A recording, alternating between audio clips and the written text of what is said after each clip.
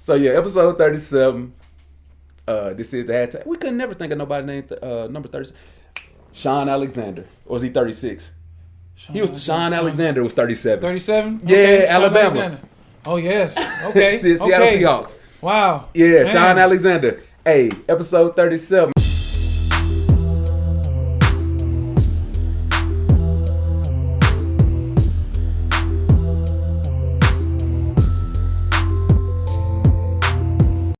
Yeah, it's your boy Chad Rob. We back, baby. Hey, this is the hashtag iAMWHOiAM podcast. This is episode 37. Hey, cuz, hey, you know anybody with the number 37? I can't think of nobody with number 37. 37, man. I'm trying to think, but I was thinking back in that I was Steve Atwater, but I think he was 27. Ooh, oh yeah, we go way back, Denver Broncos. yeah. But it don't matter, man. That just means we about to make this number important in another way. Before we get started, man, I'd like to tell you, please hit subscribe, hit follow, hit like, comment right now before you even watch it. It's gonna be dope. Thumbs up, 5 stars. All that. Man, I am with a very special guest, man. He came through for me, man. I had a trip to Vegas, first time to Vegas, man. I was on my way, man, and I was like, man, I ain't got nobody chop me up. Like right now, I got the hat on, man. You know what I'm saying? So, and I was like, man, I told my wife, I said, I ain't got nobody chop me up. I ain't got nobody cut my hair. And she was like, I know somebody. I said, who you got? And she introduced me to this man right here, man. So if you don't care, man, introduce yourself to the people, man. Let them know who you are, man. My name is Erick Ardouin, but I guess my barber name, I usually go by E Cut You Up.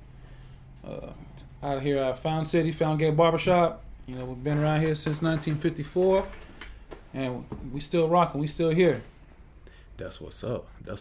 Yeah, and it's dope location, man. If you're looking for that barbershop feel, man, that barbershop atmosphere, man, screens everywhere, wood grain, just that traditional barbershop feel, man, straight razors, all that. You know, this is definitely the place to come, man. So kind of to get us started, man, tell me a little bit about yourself, man. How'd you end up barbering?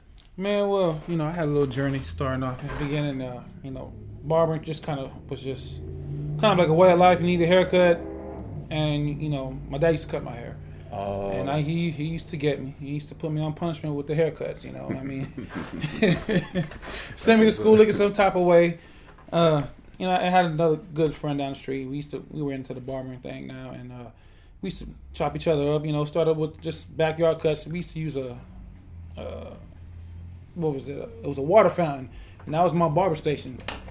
And it was in my backyard pool, and I used to cut hair. It was like a community pool, and I would cut hair back there all the time. And I would get these letters of like, you know, just like a citation of like cutting hair, leaving hair inside the water fountain. And I would take whoopings for that all the time, man. I couldn't tell people no, and I would just always cut hair. Then you went to locker room, high school locker room, college dorm room cuts.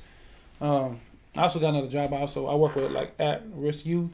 Oh, that's what's up. So you know, like work at group homes and stuff, and you know, if they need a haircut, they had to go on the home pass, or they were going to court or something. They had something coming up, a meeting coming up. I would cut them up, and you know, just give them a sense of how can I say, haircut speaks 1,000 words. You know, it can change your whole perspective on things. You know, just from the way you talk, the way you feel, the way that other people just, you know, take the perception of you and stuff like that. Yeah, no doubt. So talk to me about that, man, the group home thing, man, because that's dope, man, because a lot of people, they treat the youth, man, because they got dreadlocks or they got a beard or they got, you know, nappy hair, you know what I mean? They treat them a certain way, man. So what made you even think about, you know, tightening them up, man, and getting them right?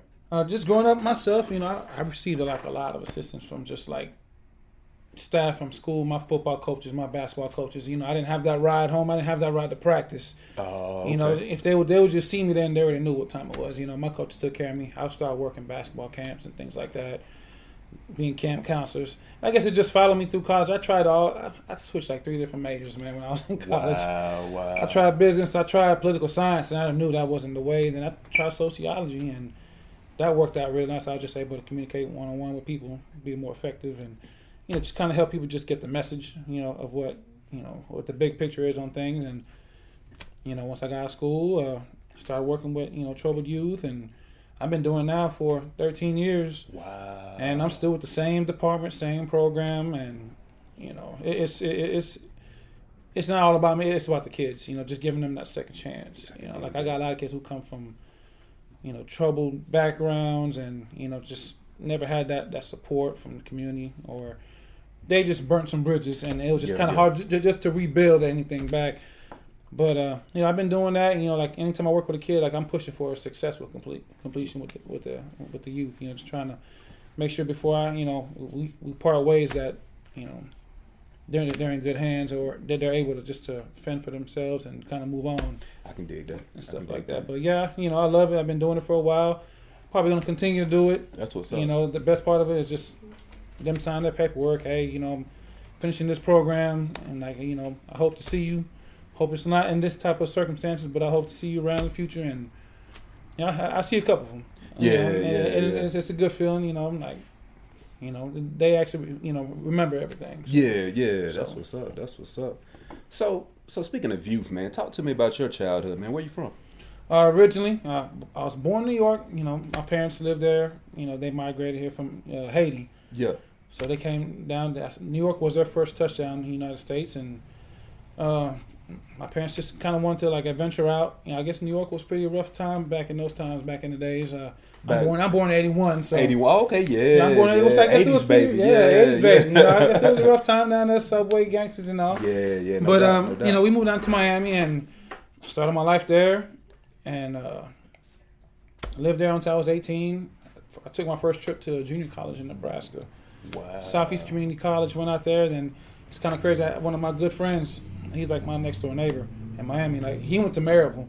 Okay. And it's time to transfer. Junior college. It's a 2 year. I was there for 1 year, and he was like, "Hey, why don't you come check out this spot over here?" That was down in Miami. No, I was in Nebraska. Oh, okay, Nebraska.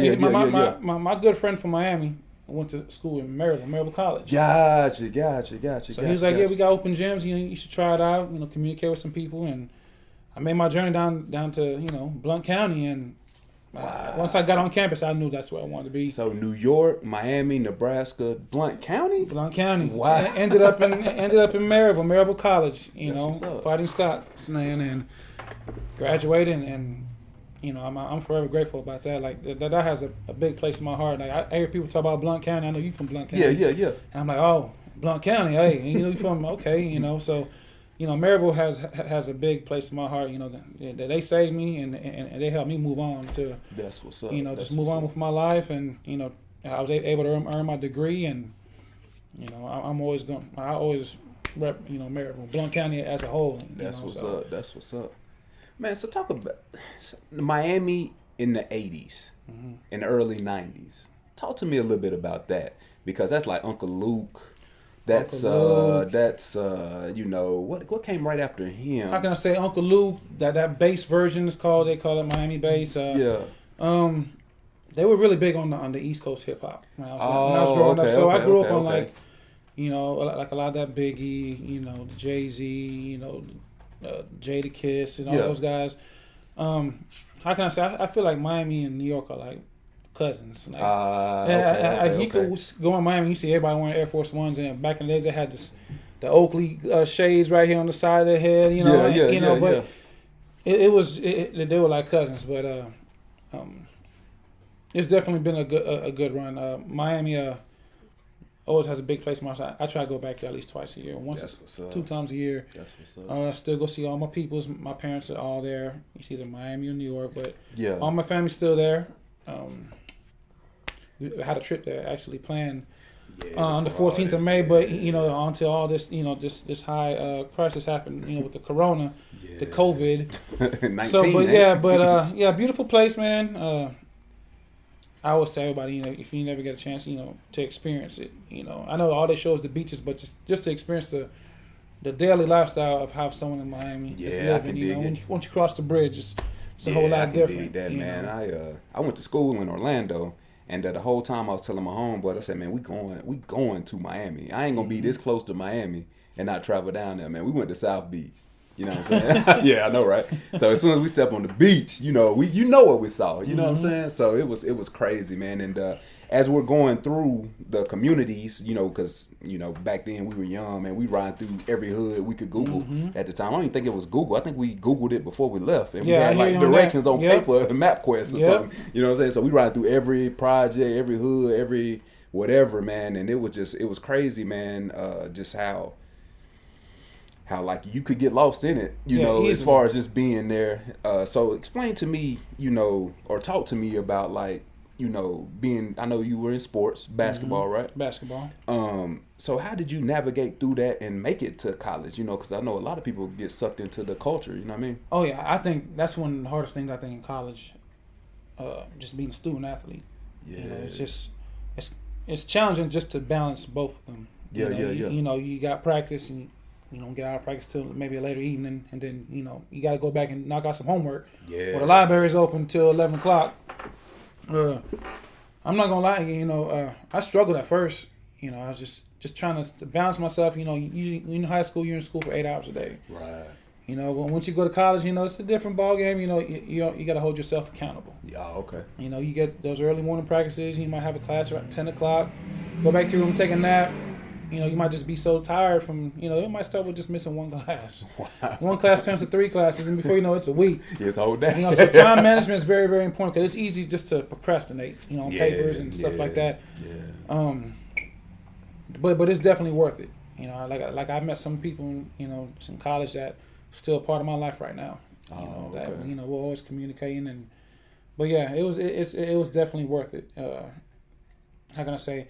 Balancing sports and just your daily lifestyle. Yeah, especially in high school, man. Yeah. In Miami. Yeah. In Miami, it was long days. Get up, catch the bus. Schools usually high schools over there start at 7:30. Public school starts at 7:30. You're out at 2:30. Wow. Catching the bus at 6:15, 6:30. So your morning start early. I don't know what that was all about, but yeah, I did it for a while. But just as a student athlete, man, one thing I can say the most important is your time management. Gotcha. If you could just open your book and just sacrifice a good hour a day of just going over some material that you had to go over, that you covered in class, it's definitely worth your time. Just so you don't fall behind, and when you fall behind, it messes with your GPA. GPA counts for your eligibility. Yeah, no doubt. No doubt. So, Miami to Maryville, Tennessee. Talk to me about that culture shock. What that was like. How can I say? I never saw snow until I was 18 years old. Snow is the culture shock you saw. Yeah, Miami's flat grounds, Nebraska's flat grounds out there. Miami. How long were you in Nebraska? I was there for 1 year. Okay. For a whole year. Got there in the summer. So you had already got shocked in Nebraska. Yeah, I got shocked in there. So talk to me about that. I'm sorry, I didn't mean. Talk to me about that culture shock in Nebraska. I was in a town called Beatrice, Nebraska. It's about Beatrice. This is about 45 minutes south of Lincoln, which is where Is that the Cornhuskers? The Cornhuskers. Okay. This town, I looked it up. I still keep up with them to this day. I typed that town in on my Instagram, and it pulled it. Their population is 12,000. Wow. Real small town, man. But how can I say? It's very migrated together. As just like the high school. You go to a high school game, football game, volleyball game. Yeah. The crowds, the stands are packed. Wow. It's packed. But we're community college. We had the whole city coming to our community college. Oh wow. Kind of like that Last Chance U. Yeah. Everyone's coming to the local. Supporting just the local businesses from local schools and everything. One thing that was different for me. I was used to storms, hurricanes. Yeah. We're used to that in Miami. I got a chance to experience Hurricane Andrew in 1992. Wow. One thing that was just about Nebraska that was different is just those tornadoes. Flat land, corn for miles. And you're sleeping at night, and all you hear is a siren, and it's time to go on the ground. So that was a culture shock for me. And when it snowed, too. When it snowed about, good 2 feet. You got a ball game. You're supposed to travel, Kansas or Iowa. Hey, we're gonna cancel this game because it's supposed to snow real bad. But since we're all on campus, you guys are down the street. We're gonna practice stuff. Yeah. So, no doubt. But it was I got shocked with that. It kind of broke me in. I met a lot of people from other different places, so I met some good people. And then, I went to Maryville, Yeah. And So I don't mean to cut you off, man. But so I forgot to mention, man. So what gave you the courage or the foresight in saying, hey, I need to leave Miami and go all the way to Nebraska? Like, what gave you that courage? Because a lot of times, especially around where I'm from, Blount County, people don't want to leave that small town to travel outside of there to realize new opportunities. But you know, 17, 18, 19 years old, like, man, you know, forget it, man. I'm gonna take this opportunity in Nebraska to play ball. And, you know, what gave you that courage? 'Cause I know you ain't had no family in Nebraska, did you? Or? I ain't have any family. Yeah, I remember that whole stuff. I flew on a buddy pass to Nebraska. My aunt, she flew a buddy pass, and we took 2 different flights. We met up at the airport. I don't know how. My bag ripped. I lost all my clothes. Wow. And she drove me down to college, man. You know, it was a weird experience. But just as for, like, you know, as for going to college, you know, and one thing I stress to all the kids, you know, I work with, like, make sure that you keep up with like your grades and stuff like that. You know, going to private school helped me out a lot. You know, I transferred to a private school, and I kind of got that individual help, but I didn't take school serious. How can I say that? All I had was like one offer, man. You know, because I kind of like just blew my grades away. Yeah. And I had that one offer, and they gave me, you know, the best offer, the best opportunity, and I ran with it. You know, student athletes, you know, when you're in high school, like, if you're an athlete, like, you're thinking like, okay, like, what's gonna be my next plan? Do I want to stay around here? I thought about going to the military. I didn't want to do that. I was like, nah, you know, like, I want to play ball. I want to play ball. So I stressed that out, and that really stressed me out big time. Just you know, what's the next plan? And it ended up working out. And, you know, I met this coach at the All-Star game. I won the MVP, and he signed me right there. I was like, you know, it's time to go. Here it is. Here's the opportunity, and I took it, and I went with it. And here I am today, 2020. I'm here sitting with you. I'm here in Knoxville. That's what's up. You know, that's what's up. And so no fear though, like, no fear. I mean, like, so they're like, man, it's the only offer I got. I'm in Miami. You talking about Nebraska? I know you. If you just like me, you like, man, that's the corn huskers. That's all they. That's all they're known for. Yep. But I'm gonna roll these dice, and I'm gonna travel to Nebraska because that's the next move. Yep. So forget home, forget my homies. Get all that. They all understood, and, you know, they were happy for me. They're like, man, you about to, you know, like, you're at the park all day, every day. You about to play ball somewhere. You know, you get a chance to follow your dream. You know, they supported it.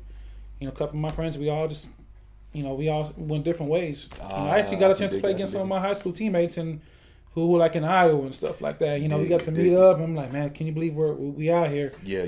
But yeah, it was a great experience, and, you know, like, I was. How can I say? I tell kids, student athletes, say, if you get a chance to get away, or anybody, if you get a chance to, like, go away for college, you know, and then that door is open for you, you know, try it out. That's what's up. Always try it out. You know, that's what's up. Like, you know, growing up, I thought, you know, all my good friends, I'm still friends with now. My kids, my boys from back home. Yeah. But just the new relationships I built in college. Yeah. You know, like, I understand it now. Yeah. You know, it was while I was just maturing. So Nebraska, and then Maryville. Went to Maryville. People look at me now. They're like, "What you doing here from Miami?" I'm like, "You have no clue, man." But, like, it's crazy. You know, but, like, I appreciate the lifestyle here. You know, it's good people here. You know, it's home now. So that's what's up. That's what's up. So you come to Maryville College. Yeah, my camera woman Shia, my camera girl. But anyway, so you come to Maryville College, right? And talk to me about that, man. Playing for the Scots, man. Like, was you out there hooping? I was out there trying to do my thing, man. Your thing? Yeah, I was trying to do my thing. You know, it was a different experience. You know, growing up, I played a lot of, like, just running gun. You know, and I got to learn the game. I got to learn the appreciation. What position you play? Small forward, power forward. Oh, okay. That's what's up. That's what's up. Small forward, power forward. Learned a lot about the game. You know, I didn't learn too much. I just learned just off the streets, just watch TV, watch the players, you know, just growing up, my NBA players, just watch them and just. Who was your favorite player growing up?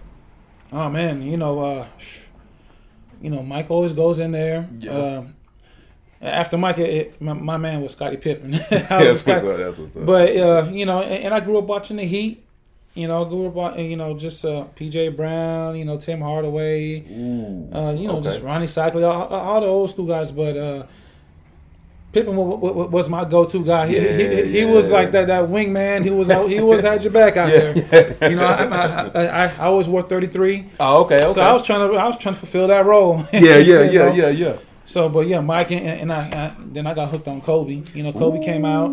Like I remember that whole class that came. It was like Kobe. I think it was Brett Berry, Brett Berry, Stephon Marbury, Kevin Garnett, Sharif Abdul-Rahim. Yeah, Abdul-Rahim. It was some good basketball. Yeah. I remember I used to take my dad's videotapes. That had like movies. I would cover up that little square, put tape on there, and just hit record and record some basketball on there.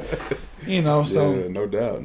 But that era of basketball was a great era. Man, since Kobe came up, man, we'll come back to kind of everything else, man. Believe it or not, man, that just happened a couple months ago. Yeah, like January 3 months 26th, I think. Yeah. No, it's April 24th, 25th. Yeah. Yeah, so that's literally like 3 months ago. 3 months ago. Yeah, 4 months. I'm terrible with math. But I think I was here when it happened. You was in the shop? I was in here just knocking out a Sunday cut. Wow. And it just popped up like a little breaking news, and next thing I ran to my phone, checked it, and the person whose hair I was cutting, they was just sitting here like just in shock themselves. I was just cutting just freely, just blinded, and just kind of ghosted a little bit, like I can't believe this just happened. But big loss, man. My heart goes out to him, to his family and all that. But I was a Kobe fan. I used to try to grow the Kobe fro. Wow. Parents used to make me cut it off all the time. But it's a while. That was a curveball. That was probably the first curveball of the year. Right there. It was crazy to me because I was sitting here. I was at the house. I was editing videos. And literally, it came across my Yahoo. Like, it came up over what I was doing, and it said, and I was like, man, that ain't real, man. That can't be real. Fake news. And then his daughter popped up. His daughter was with him, and then like 30 seconds later, said, no, just Kobe. And then all of a sudden, it came back, no, daughter, and then 9 other people was on the flight, man, and it threw me off because, all right, so for me. We travel soccer, right? And we get in the car and we travel as a team to whatever the field is, location is. It could be Alabama, wherever the place may be. And we travel in car. In our mind, that's usual. That's usual routine. Routine, right? So Kobe, I would assume, being Kobe Bryant, hopping in a chopper to go to the game or the practice or whatever is something that they do every day. That ain't like nothing special, nothing new, nothing crazy, nothing out of the ordinary. That's daily routine. Or all them people wouldn't even be on the chopper like that. Yep. So it threw me off, man. It made me just appreciate, my kids and my family and other people, teammates, classmates, everything, because you just don't know, man. You never know. Like, Kobe wasn't thinking about probably, I don't know what he was thinking about, but I would assume he's not thinking about dying. Yeah, like, there's just fog, okay, we're used to that here, in LA, let's go, can you get me? And dude's like, I got you. Yeah, and like normal routine. And, man, before it was over, and, it kind of took me a while to kind of believe it, but I believed it, though. It's really happening. Yeah. But honestly, I thought, like, Kobe was probably just gonna come out the woods, but like, hey man, I jumped out the chopper, man. Like, I'm here, man. We here. Like, I'm good, man. I don't know what happened to that, but man. So that was a tough one right there. R.I.P. Kobe, man. Yeah, no doubt, man. My mentality, man. So to piggyback off that, man. So with that happening first, now we right into this COVID, man. Yeah. Like almost immediately. Like as soon as we get kind of able to deal with that. Mm-hmm. Then they're like, man, it happens in China. It was actually in the newspaper with Kobe's death. Mm-hmm. It was in China. It was right under it. Yeah, it was right. Yeah. So now they like, okay, we ain't taking it serious. Here we ain't taking it serious. I know I wasn't. And then all of a sudden, boom, shutting schools down. Mm-hmm. Boom, shutting work down. Boom, quarantine. Man, so talk to me, man, because you're a barber, a hairstylist. Entrepreneur, man. Talk to me about how you feel, man. How it affected you, so far. Yeah, so far, besides me, there's just a lot going on. Just how can I say? Like I mentioned to you earlier, like I haven't shook hands in about a month. Wow. Just like everyone's just kind of being just using the safety precautions, being cautious about it. As for barbers, it's been tough. And there's a lot of people in the industry, in the health and beauty cosmetic industry, are just really concerned as for like they're saying the social distancing and. Like you and I, we're sitting right here, a full day, a full shop and stuff, the contact. It's been different. I've been in the house a lot. With my wife. We've just been, we're going, 5 weeks right now. Wow. We were supposed to get cleared to go on May 1st. And, they recently just, I guess we're going to work in phases. Yeah. Try to build it up so we can try to get back into the shop. But I know for sure, I just keep up with a lot of friends on, on Facebook and stuff like that. Like, it's been rough for a lot of folks, and there's a lot of people, who enjoy, who love what they're doing. They're really itching to get back and, get back behind a chair. And not even just barbers. There's a lot of people who just been laid off, furloughed. I feel like it's affected the whole world. It has. As a whole, just some people, haven't been able to receive assistance and things like that. So it's been rough. In the back of my head, I think about it also. Like, man, like what's gonna happen when I go back to work? Should I get some gloves? What kind of mask am I gonna need? Like, what's my procedure? My daily procedure when I perform a service. I think it's definitely had people more aware of just like washing your hands. But I've always washed my hands just as a barber. I wash my hands all the time, even when I go to the bathroom before I eat. But now I'm just a little bit more cautious now. I mean, Lysol is my cologne right now. Yeah, I hear that. I come out of supermarket and I come in the car and I have my little Lysol and I just give myself a swirl, just let it drip on me, man.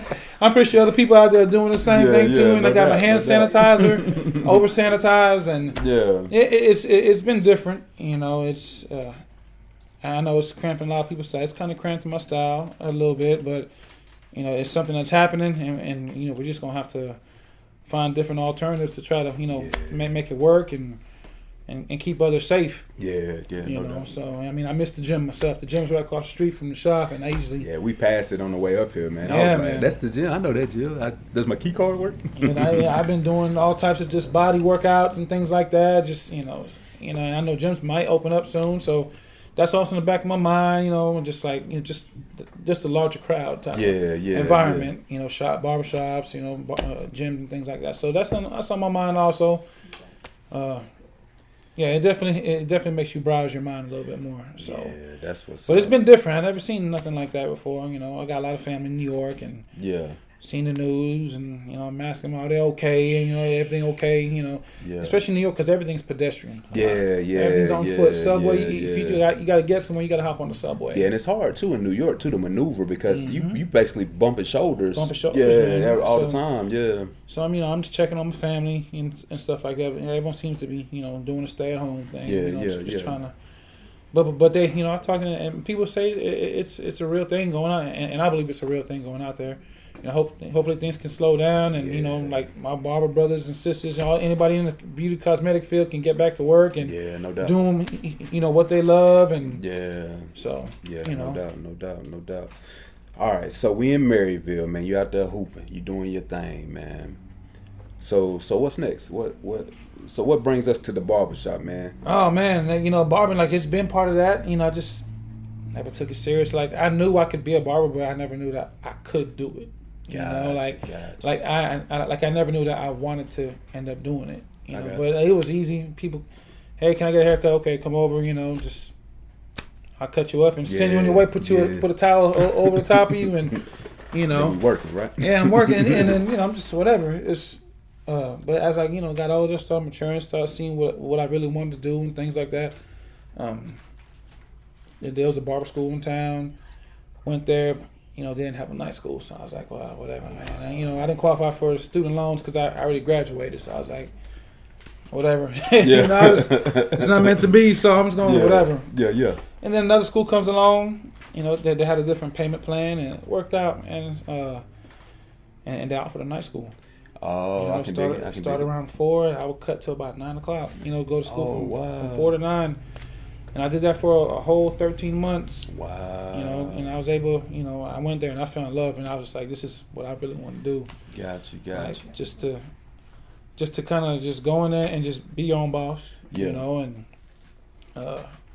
just learn the craft. Just learn just the levels of the craft. And, and I got my barber license, you know, 4 years ago, and in April 25th actually is when I got certified to be a barber. So I think we're like on the anniversary here of that 4 years, you know. So 4 years of being a barber. Yeah. And you know, I got my barber license, and I was able, you know, knock it out in an ordinary time fashion. And my friend, he owns this shop, and he saved me a chair. He was always telling me, go to school. If you go, like, I got you a chair. I'm gonna save you a chair. Yeah. And he kept his word to me, and he saved me this chair. And I've been here, and you know, in Fountain City, you know. It's a good community. I got a good team. I work with, and hopefully this can continue to go on. You know, for so long. You know, like I really enjoy it. You know, and there's a lot of good barbers out there also. You know, so you know, I always say, you know, try to find a different avenue also in the craft. You know, I try to, you know, stay student to the game. You know, I try to watch my videos and learn from other barbers and stuff like that. So I'm always picking people's mind. I'm not afraid to ask for help. I'm not afraid to, you know, ask, you know, opinion on what I can do better or stuff like that. So, no doubt. So, but yeah, here it is, and I can't complain. You know, That's what's up. So you said 4 years ago. 4 years ago. So in the meantime, from leaving school, how did you find your way to this point? Like, because the purpose of the podcast is crazy, because a lot of people feel like as we get older, or, you know, when we young, we gonna waste this time, or when we get older, it's too late. It's either yin or yang, you know what I mean? So talk to me about, you know, kind of what made you say, you know, forget it, I'm gonna find this time for, because I know you said the time was an issue. Previously, you know, getting to schooling or whatever. So talk to me about, like, what made you just kind of just like, you know what, man, I'm gonna get this done. I'm gonna do it. I'm gonna take this opportunity, this 4 to 10, and I'm gonna get it done. Oh yeah, you know, I was still, like I said, I was still cutting hair. You know, people. So like, you was cutting hair at just at the house, always, you know, always, just always cutting hair at the house at work. Yeah. You know, a couple of co-workers, you know, hey, I need to cut. Can you cut me up? I bring my clippers to work. So you was working just a traditional job, regular job, man. You just cut people in, like, you know, in the bathroom at work. Gotcha. I'm with you. It was just like a hobby, like I said, just a hobby, and it ended up turning into like a lifestyle. And you know, I had the heart for it, I had the love for it, but I just never wanted to put the effort. I was just like, whatever, you know, it's not that serious, but just like I knew it was time. You know, like my friend was like, "Hey, you know, it's here for you." And you know, and the barber school's right across the street from my main job. Wow! So I would pass it every day. So you had to look at it. I had to look at it every day. Every day I would look at it. You know, pull up to the light, just look at it, and I just kind of drew that courage to go in there, man. And I just asked for the application. They showed me, gave me a tour. And it just looked affordable for me. The right to do it, and the time frame was right. And I was like, you know what? And I mean, like, this is no better time to do it. Wow. You know, things are working out, and it fell into place, and I was able to go to school and meet some good people, and I learned the craft, and I took my state boards, and I became licensed. But I think just that place being in front of my job every morning when I opened the front door to come to work or leave work, it was right there. So you literally looking at your hopes and dreams, light, and then it's right there in front of me, and I was just like, wow, like that was my cue, that was my sign, that was my goal, you know. And I went ahead and did it, and they told me price was affordable and the time frame, and I was just like, yeah, I can do this, and I went ahead and did it. You know, and I don't think I missed a day of school. That's what's up. I didn't miss a day of school. Like, I was just that determined to go in there. And get it done. And you still working. Still working. Still doing your thing. Yeah, that's and what's up. I didn't miss a day of school when I went there. Yeah, that's what's up. You know, I was determined. I got it, and I'm very supportive of that choice I made. Yeah, you know, that's and what's I'll support that decision I made. And anybody who asks me now about the barber field, you know, just the cosmetic field, like, I'm like, if you got that itch for it, you know, like, take it. If you got an opportunity, take it. You know, sometimes, you know, the timing, like I said, it might be off, but if you got that itch on there, you know, it's there for a reason. Yeah, no know? doubt. So. Well, yeah, man. So everybody come on the podcast, man. I gotta know it, man. Mm-hmm. So kind of changing subjects a little bit. Top 5 rappers of all time, man. Top 5 rappers, and they got to be in order. Okay. And then and the difference is, you know, I don't care about popularity. I don't care about who hot and who ain't hot. If you know somebody spit a line that was dope and that's your favorite, you know what I'm saying? That I want to hear them as number one. You know what I'm saying? Like your top 5, like when you was going to school and trying to hustle hard and all that, man. Who you put in the deck, man? What's your go-to? Top 5 in order too. Okay, in order. Top five. Yeah, it's a curveball, man. Well, I tell you what, you know, they were a group. It was one of my groups. It was my first tape I purchased with my own money. Ooh. It was the Outkast that Southern Playlist of Cadillac Music. You know, I got that with the Players Ball and everything. You know, I had them in there, but like, and then I think after it was Biggie, and like I had the Biggie tape. Yeah. It was that Ready to Die. I had that one also. Yeah. So Biggie, I put Biggie as my go-to first. So Biggie number one. Yeah, he was my man's, man. I listened to a lot of Biggie. Like I said, you know, especially in Florida, you know, everybody in Florida like played that Northeast music a lot. Yeah, I noticed that. I was in Orlando for a while, man. I was like, man, I'm so sick of New York music, man. I'm in the side. Yep. Biggie will be my first. I'll go with Jay. Jay-Z popular on the cast, man. I don't know about Jay, man. I like that girls, but I don't like. And when I was playing my Jay-Z, I kind of grew up on like some of the old school Jay, like some of that Reasonable Doubt. Yeah, see, I never heard. I'm definitely gonna. It's a good. Check it He's out. on Spotify now. He's on Spotify now. So I'm gonna have to listen to it. I ain't never heard it. I ain't gonna. But like I said, I'm a fan of rap. I'm a fan of music. Like, yeah. my dad was a DJ, and I used to go to the radio station with him like every Saturday. You know, so I'm just I'm a fan of the music culture. Yeah. But Biggie was my guy. I played a lot of Jay. I was just into that style. Yeah, no doubt. Yeah, no doubt. So that's number 2, Jay. Who can I go with 3? Man, there was a lot of cats I was bumping. One guy like I've just always vibe with. He was just like, he was the general back home. It's my guy Trick Daddy. You know, I grew up on some Trick, man. Like you know, just that www.thugs.com. That was it. You know, Not like, America. Yeah, like, that was one of my favorite. I still play to this day. You know, so I'll put that in myself. Yeah, no doubt. Right now, who else am I playing? Man, I feel bad leaving some people out, man. But you know, I'm just seeing who really pops to my mind. Like, and then like I'm gonna go off my migration on my timeline. When I went to college, I learned about T.I. when I came home. You know, I learned about like my roommate was from Atlanta, so I didn't know much about, you know, Pastor Troy and all that stuff. I didn't know. All I knew was about like the East, Northeast. Yeah. So when I came down to the South, I started catching on, and I started vibing with T.I. Pretty hard. Was that I'm Serious? Ooh, they sleep on that album. Yeah, that's man. probably one of the coldest rap albums of all time. And my boy put me on it, man. I was just I was hooked on the South, man. I was hooked on the South. I was just like, wow, this music is great. So let me think. We got Biggie, we got Jay, we got Trick, and then we ain't never settled on 4. We were talking about T.I. Yeah, we was. That's when I crossed that border to the South. Yeah, T.I.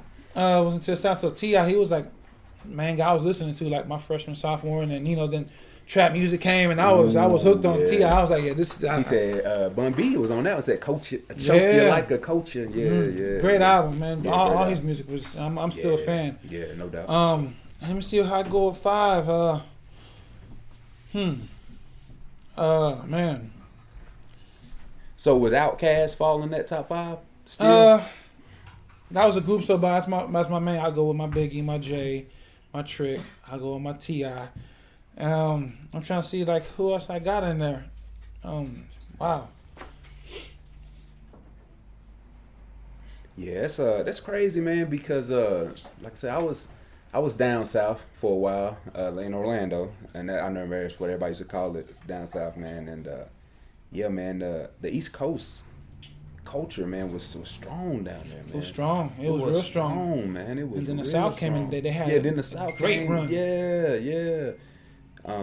So yeah, I'm trying to think of my last one. See, Rob. Man, this is a hard one right here. Yeah, man. Like, It's hard. I'm afraid. Yeah, I feel. I had a Tupac in there also. Like that's what I was gonna ask, man. Tupac was in there. You read my mind. My coach, he picked me up every morning for school, took me home, and he was a Tupac fan, and he bred it into me, and I love me some Tupac. And we played. What I started with Tupac. It was a Machiavelli and Machiavelli in this. What was it? Was it the best Tupac? It was All Eyes on Me. All Eyes on Me. Yeah. That's probably the best CD of all. Like as far as song for song, the first disc was I could let it ride. Mm-hmm. I didn't have to change the song, and then the second disc was like if you wanted to get more gangster. Yeah, it was a good album. That was a good album, man. And I still play it to this day. Tupac's greatest hits. Yeah, me too. And my coach put that in me, like, he was from Florida also, and Tupac was his man, and I just grew up on it, man. And it fell in that era of like that DMX. I fell in that also with him. Tupac and DMX, we used to play him all the time in his car. Yeah. But that Tupac goes in there for sure. Tupac, Yeah, no doubt. Yeah, it was it was like my junior senior years when I jumped on that Tupac, and I was on it. I was stuck on it. Yeah. So I was all in it, big time. Yeah.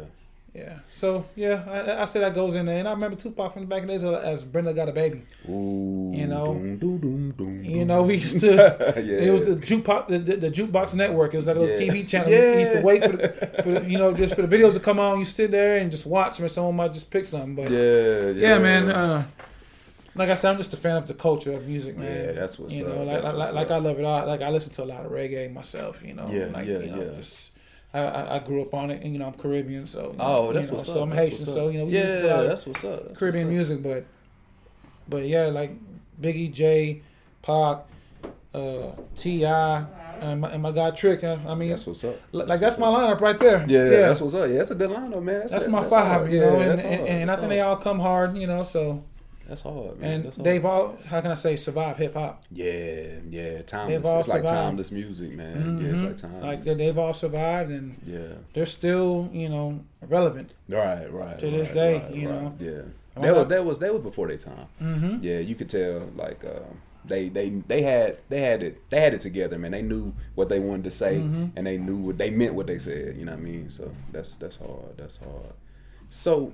Talk to me kind of about like what you're doing now, man. I remember you said you cutting for the college kids too. I know you said you were doing some work with the youth, the troubled youth and stuff. Yeah. So talk to me kind of like what's your goals moving forward, man? Where you plan on taking this? You know what? I also thought about maybe like trying to get my own type of service there where I can like branch out and like help at risk youth facilities. Kind of go out there and maybe like, teach a trade or something like that. Teach a trade and, go to facilities. I would love to, in like any kind of residential facility, like teach a trade, that's a trade that I think that a lot of people kind of pass up on it. I think trades in general, like, I think it should be even in colleges. I think so too. Yeah, not everybody wants to like do like the, just your traditional majors, Right. I think a lot of people are just good with their hands and things like that, you know. But I think barbering it's grown so fast. It's grown so fast right now, and there's a lot of good barbers, hairstylists, or anybody in that genre of like that service. They're like there's people who are just really, really talented. And like it's kind of like art. Yeah, everybody fades different. Everybody fades different. So that's hard, man. I really like that you're thinking about the youth that way, because a lot of times, like I was talking to somebody the other day just about this same thing, man. Mentors, man. We don't have a lot of them left like we, I wouldn't even say like we used to, man. It's like, but at least back in the day when we were coming up, somebody tell you, hey, don't touch the stove. You be like, why? Because it's hot. Nowadays, they want to charge you to tell you that information. And like my coaches, when my coaches took care of me, my people in my community, like they did it from the heart. Like, hey, you got to ride to school, like, or just taking me out to eat somewhere, you know, because I was able to provide. And you know, nowadays though, if you ain't D1 eligible or probable, or you ain't cold, or you ain't the greatest at this, ain't nobody even gonna try to help. Yeah, no one cares. Just, like, what can they gain from you? But like, my coaches did it out of good faith. Right, man. Like, right. Took care of me. You know, just make sure I got in the door. Like the old school way. Like, you know, you take someone home, you make sure that they get inside the house. Yeah. Before you pull off. Yeah. You know, and you turn back around and you wave. You know. But my coach is like, like, that's why I'm in a position now where I am now, that I'm able to I'm always willing to help somebody. That's what's up, man. That's you that's know, dope, like my coaches did it without, you know, asking for a please or a thank you. But I always said please. I said, may I, can I, you know, thank you and you're welcome. But they did it just because they loved you. Yeah, they loved me, and they saw that I needed help. Yeah. You know, but I was, you know, like, I didn't want to ask for help. Right, you know? right. And I just didn't know what to say, but they noticed it. Yeah. And I, you know, the youth I work with, you know, sometimes they can't just talk about it to anybody, you know. And sometimes you just got to be a listener. Yeah, I can dig that. You know, but like, but the youth is always like that's our future. Yeah. You know, I mean, like that's the new generation. That's the new generation of our mentors, our doctors, our teachers, and you know, and so on from there, etc. But I'm always trying to help out youth. There's a lot of kids that come in here. You know, I try to talk to them. I've got kids who play sports. Yeah. You know, and you know, like, how was your game? And that might go a long way. Just asking them, like, you know, so you got practice today, and they'll just look up at you like, man, he actually cares. You know. And it goes a long ways. You know, let's try to motivate and, you know, speak of my experience to them. Since I play sports, you have something to relate. With them, you know, and you know, so it's like whatever they're going through, just games. You know, I played games when I was young. There's sports. I can talk about sports. You know, talk about, hey, just make sure you take care of those grades. Also, just talk about balancing things.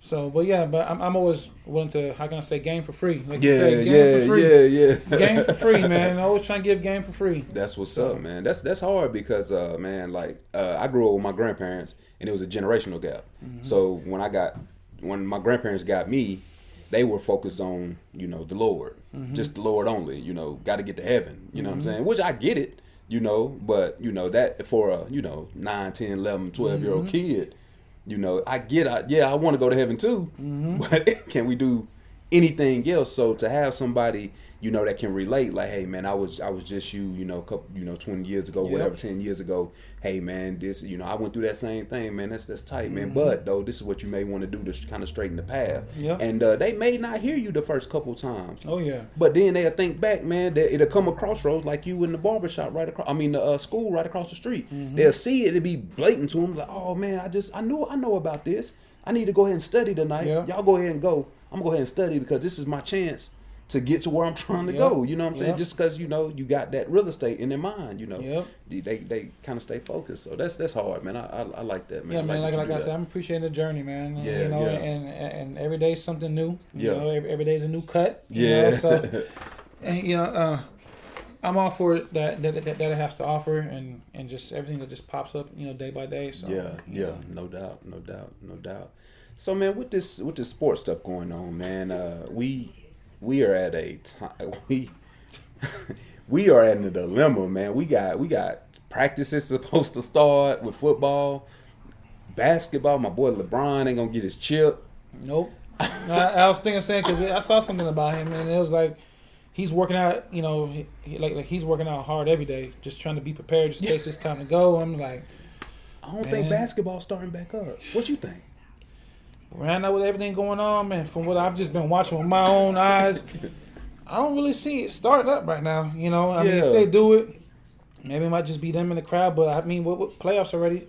We should be almost to second round playoffs right now. You know, and it's kind of going backwards a little bit. But I mean, it stopped at a crazy time. You know, just like it was just getting interesting. Yeah, it really was. March Madness was the SEC tournament. Is when it happened. SEC tournament. How did we miss March Madness? March Madness. The tournaments got cut off that day. Just SEC tournament.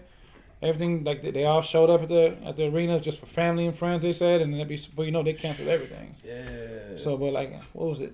the NFL draft was the other day. Yeah. How'd you like that, man? I think I kind of liked it, man. The virtual draft. Yeah, or whatever. That was dope, man. Yeah, everybody in their own space. Yeah. So I watched it I watched our first round. Me too. Yeah. Just seeing it, just more felt calm. a little quicker too. Like it was just kind of boom, boom, boom. Yep. Yeah. Everybody in their own space, but I was excited to watch that. I've been watching old games on TV. I've been changing it, but how can I say? Sports is it's a big entertainment for everybody. And I miss it. You know.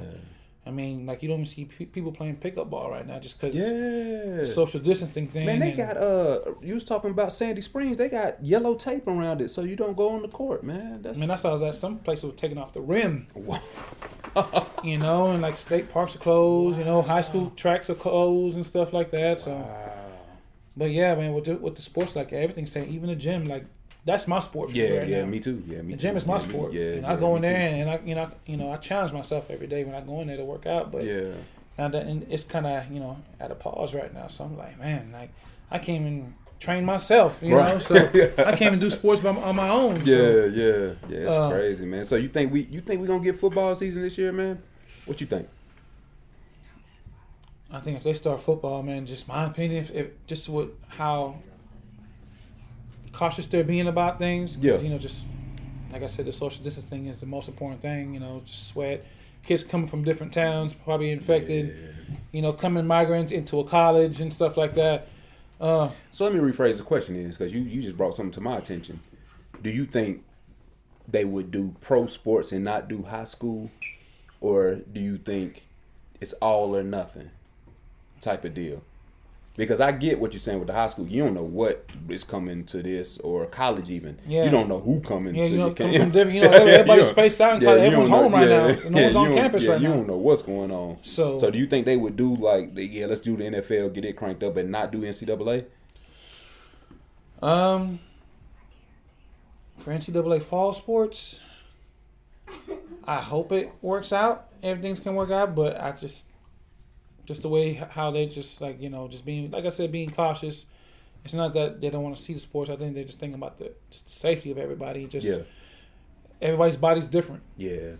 I know they're saying that if you have asthma, like I grew up with asthma growing up. Fred, the godson, just died. Yeah, he just passed. He was like 34 years old. Yeah, man. It's like everybody's R.I.P., everyone's body. Yeah, R.I.P. Yeah, I watched some of his freestyles on. I ain't never really checked him out, but he was spitting though. I saw my cousin. All my cousins in New York were posting, RIP. That said he had the virus, he had the COVID, and I was like, who is this cat, man? And then I saw, once he passed, Funk Flex and all that. Yeah. I heard his freestyle. I was like, wow, man, this is really serious though, Yeah. But I hope sports can come back for the fall. Like I hope so, but I just feel like they're just being on the safe side, and I get it. I respect it. I respect it. Like, no, I get it. Like too. So I'm just like, man. So we'll see. We just had the NFL draft. Like, what's next? The NBA draft is coming up. Oh yeah, that's right. Yeah. So we'll see what happens with that also.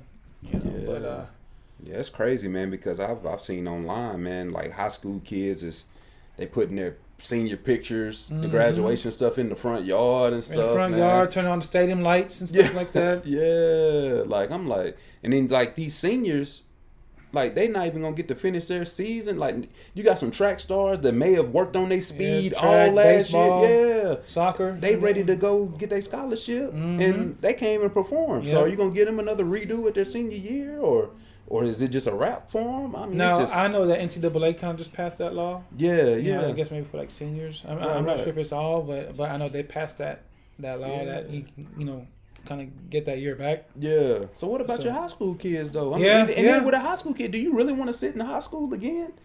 You know what I mean? Is sports that important to you that you would be like, man, when you do this senior year? Yeah. So, and then is that fair myself, too, though? You done grew up. Because now you're stronger than you're an adult, and that's a tough question. Because maybe your junior year wasn't your year, and your senior year was supposed to be your year. Yeah, you've been grinding all. You've been grinding, and it's just you grew 6 inches. Yeah. Oh man. You know what I'm saying? Now, I feel like that could be an option. They could talk to the parents, and like I think that all schools around the country should be offered, like a redo if they want to. I'm not sure if a lot of kids would want to do it, but I mean, like in my situation, if I felt like I needed that extra year, I wouldn't be opposed to it. Yeah, me neither. I mean, because like AD, they said AD was like 6'4" as a junior, and then in the senior year he's 7 feet tall. 7 foot tall. I mean, like so like now look at that kid. Now he's like, oh, I grew up, I prayed for all these games, and I'm tall now, and I can't play. I like to see if that ever becomes a discussion for the high school kids, like those athletes. I mean, some kids, if you're just just a student, I'm done. It's over. I'm ready to move on to my next chapter.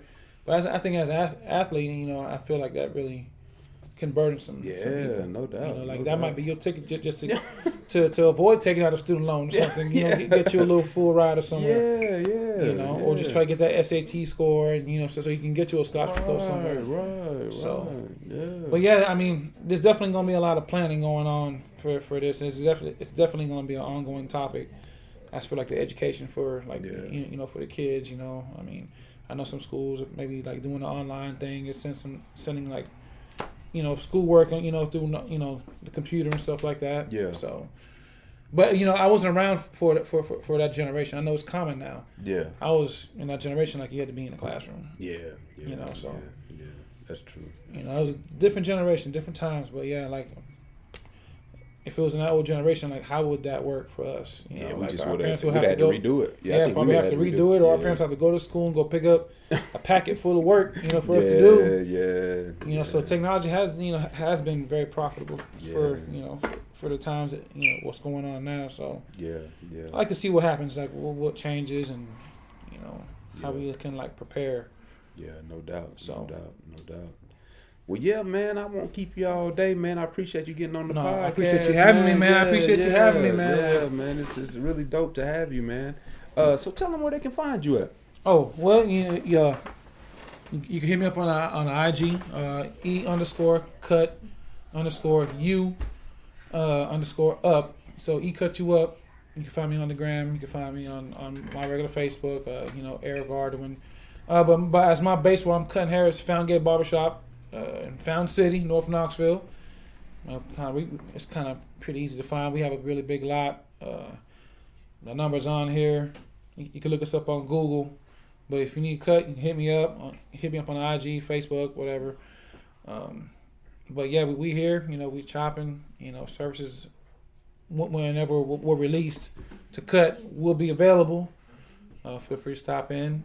It's an old school environment, good vibes in here. Everybody here is chopping, versatile shop.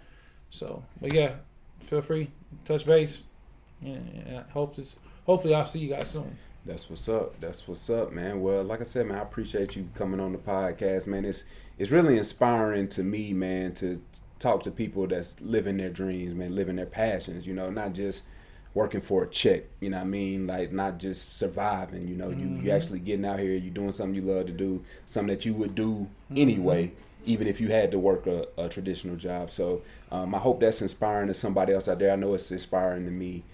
So it's really cool, man. I appreciate you having me in your location, man, and definitely hit him up, man. He'll get you tight, man. You'll be faded up, man, or whatever type of cut you like, or whatever the case may be. But as always, man, I'll be back. This is the #iAMWHOiAM podcast. 37. Hit it. 37. So yeah, episode 37. This is the hashtag. We could never think of nobody named number 37. Sean Alexander. Or is he 36? Sean Alexander was 37. 37? Yeah, okay, Alabama. Alexander. Oh, yes. Okay. Seattle Seahawks. Wow. Yeah, man. Sean Alexander. Hey, episode 37.